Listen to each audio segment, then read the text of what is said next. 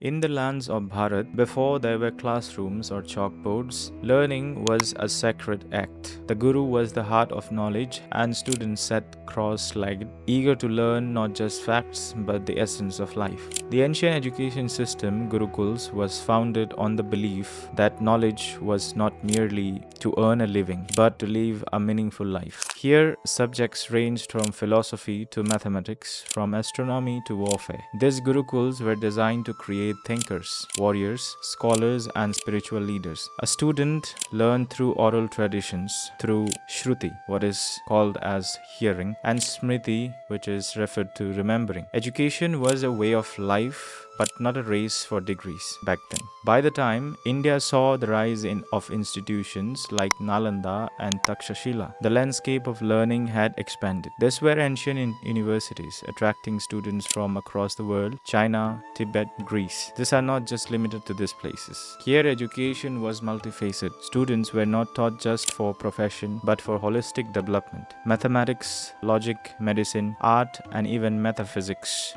Nothing was left behind. The libraries were filled with thousands of manuscripts, and intellectual debates were seen as the cornerstone of learning. This was a time when education was both practical and deeply philosophical. It was meant to empower individuals, equip them to solve real-world problems, and allow them to question the very fabric of existence. But then came the invasion.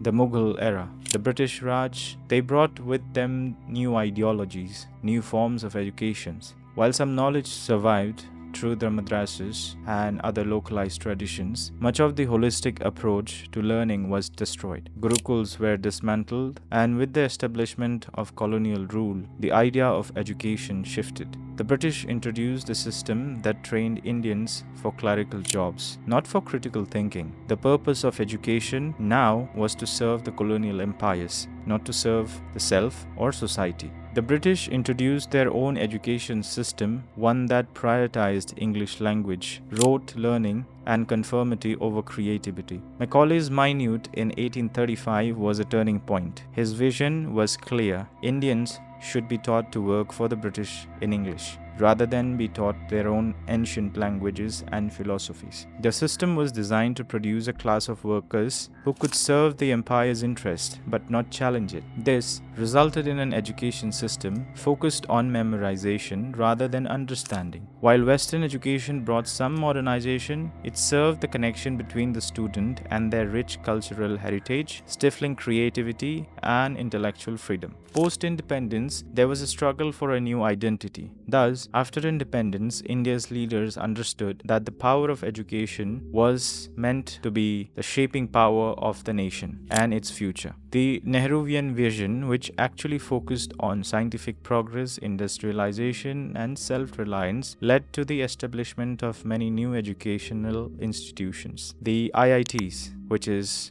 popularly known as the Indian Institutes of Technology, and the IIMs, the Indian Institutes of Management, and other universities emerged as a symbol of India's aspiration to rise on the world stage. Yet, despite the successes, the core issues remained. The system was still largely based on the British model of memorization and examinations. It was an education of exams, not of explorations. The real purpose of education was long lost in the noise of standardization.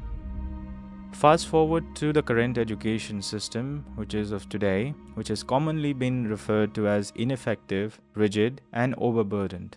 Yes, in today's India, despite being one of the largest education systems in the world, it faces several challenges. The present system is vast. However, it is increasingly being ineffective. The focus has only remained merely on the rote learning. It continues to dominate, with little room for creativity, critical thinking, or practical skills. Students are taught to remember but not understand. The system is overburdened with exams, the pressure of which leads to high rates of mental health issues among students. The emphasis on performance rather than well-being, which creates a toxic culture of competition. Moreover, inequality remains a deep issue. While top-tier institutions like IITs and IIMs are world-class, the majority of schools, especially in rural areas, suffer from inadequate infrastructure, outdated teachings, and the methods utilized that comes along with a lack of resources. This widening gap in education quality is a fundamental problem. Now, what lies ahead in the future? What are the reforms that could be required? We must understand that it has all not lost. The need for reform is pretty clear. The solution actually lies in a blend of ancient wisdom and modern innovation. First, we must shift from rote learning to a more holistic, skill-based approach. The National Education Policy, which was introduced in 2020, acknowledges this, which encourages critical thinking, creativity, and emotional intelligence. A focus on experimental learning, project-based education, and a stronger connection to the real world, which can actually help students apply their knowledge rather than merely memorizing it. Technology too can play a vital role in this. E-learning platforms can bridge the rural-urban divide, offering quality education where it's most needed. However, reform should not only be confined to the textbooks alone. We must prioritize teachers and its training, and empower educators with the tools they need to foster innovations and inspiration.